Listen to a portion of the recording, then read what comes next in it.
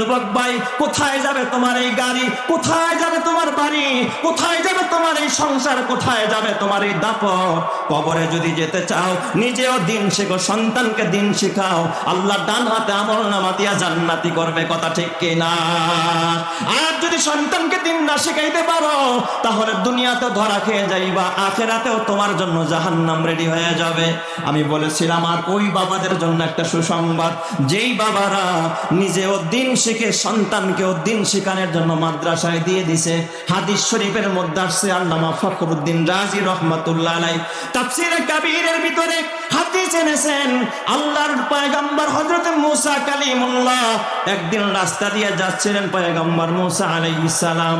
হঠাৎ মুসা নবী দেখতেছেন পাশে একটা কবরের ভিতরে আযাব চলতেছে, দাও দাও করে আগুন জ্বলতেছে। কবরের ভিতরে দেখলেন সাপ বিচ্ছু ওই লাশকে কামড়াচ্ছে, আগুন